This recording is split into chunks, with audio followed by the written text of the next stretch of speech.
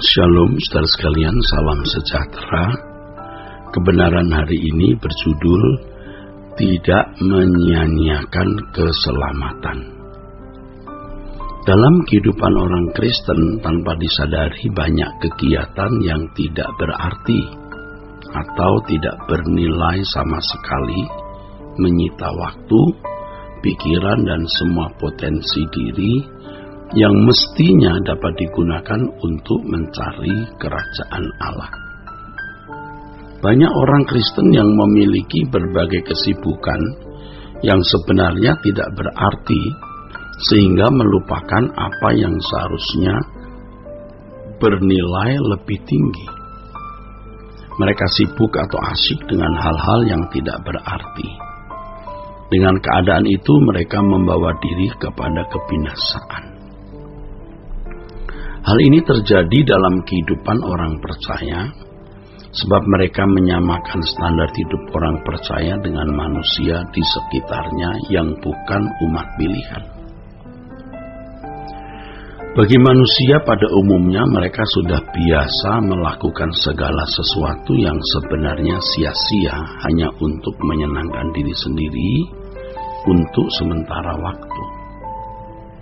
Segala sesuatu yang mereka lakukan tidak memiliki dampak yang positif terhadap kehidupan di kekekalan.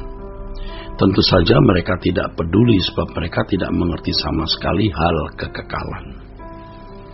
Banyak orang tidak berpikir bahwa akibat dari perbuatannya yang sia-sia bisa menyebabkan mereka kehilangan sesuatu yang tak ternilai, yaitu kehidupan kekal yang tidak dapat diupayakan lagi setelah meninggal dunia, baik oleh dirinya maupun oleh orang lain.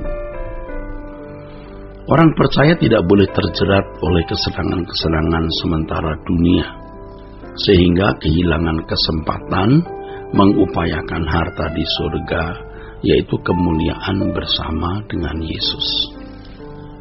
Kemuliaan bersama dengan Yesus, dengan Tuhan Yesus maksudnya, tidak boleh dan memang tidak dapat ditukar dengan hal-hal yang tidak berarti, yang bersifat sementara. Oleh sebab itu, saudaraku, kita harus memeriksa diri dengan jujur apakah masih ada kegiatan hidup yang sia-sia yang kita masih lakukan. Kegiatan hidup yang sia-sia adalah hal-hal yang tidak berarti, yang dilakukan hanya untuk menyenangkan hati sesaat.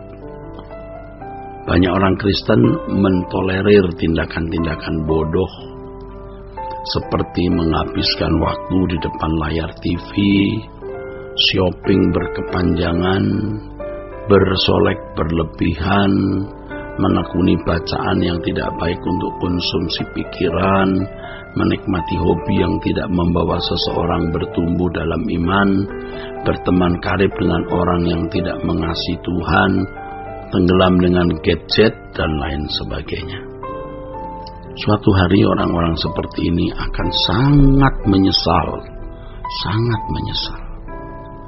Penyesalan atas kesalahan ini memang tidak bisa dibayangkan sekarang ini, sebab merupakan penderitaan yang tak terbayangkan. Penderitaan yang tak terbayangkan dan tidak bisa dibayangkan hari ini. Tanpa disadari banyak kegiatan yang sia-sia yang ternyata menguras energi, sehingga energinya yang seharusnya digunakan untuk bertumbuh dalam Tuhan disia-siakan. Dengan cara hidup seperti ini, seseorang membunuh kehidupan imannya yang seharusnya bertumbuh secara bertahap, saudaraku. Ya, ingat bahwa waktu harusnya digunakan untuk bertumbuh dalam kedewasaan iman, agar proses keselamatan berlangsung, yaitu dikembalikannya manusia ke rancangan Allah semula. Sebenarnya ketika seseorang melakukan hal yang sia-sia, ia melakukan tindakan ketidaksetiaan kepada Allah.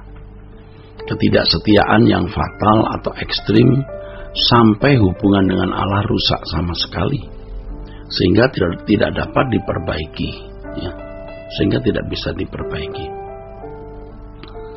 Ini keadaan yang paling mengerikan dalam kehidupan orang Kristen ketika ia berkeadaan tidak bisa diperbaiki lagi. Ketidaksetiaan seperti itu bisa terjadi dalam kehidupan orang Kristen yang ceroboh, ya. Jadi setiap orang percaya memiliki kemungkinan melakukan kebodohan seperti yang dilakukan anak-anak dunia. Mereka yang menyia-nyiakan waktu untuk hal-hal yang tidak bernilai. Harus diperhatikan saudaraku.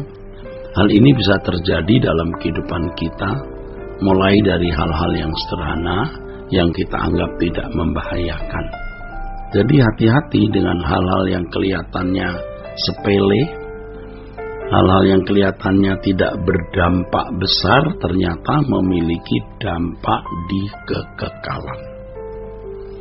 Banyak orang tidak menyadari ketika dirinya terbawa oleh suatu kegiatan yang sia-sia. Akhirnya sampai tidak bisa lepas dari kegiatan tersebut. Ya. Dalam hal ini orang percaya harus belajar meneliti hidupnya sendiri, maksudnya setiap tindakan dan keadaan diri, supaya cepat mengenali kalau ada indikasi ketidaksetiaan di dalam dirinya terhadap Allah dari hal-hal yang kelihatannya sederhana atau kecil. Ingat ya saudara, dari hal-hal kecil itulah terbangun hal-hal besar. Engsel kecil ternyata bisa menggerakkan pintu besar. Belokan salah satu derajat dalam waktu tertentu bisa menjadi belokan yang fatal. Kita harus memiliki kesadaran terhadap tipu daya iblis yang terus-menerus berusaha mau membinasakan kita. Firman Tuhan mengatakan agar kita tidak menyia-nyiakan keselamatan yang begitu besar yang disediakan bagi kita.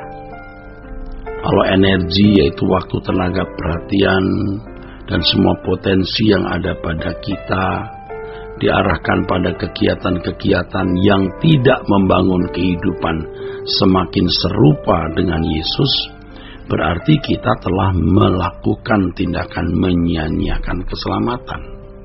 Hal inilah yang tidak disadari oleh banyak orang Kristen. Bahkan tidak disadari oleh aktivis jemaat dan juga para pendeta dan teolog-teolog. Padahal untuk mencapai sebuah kehidupan yang berkenan kepada Allah, yaitu menjadi manusia yang serupa dengan Yesus, orang percaya harus mengerahkan segenap potensi energi di dalam hidupnya.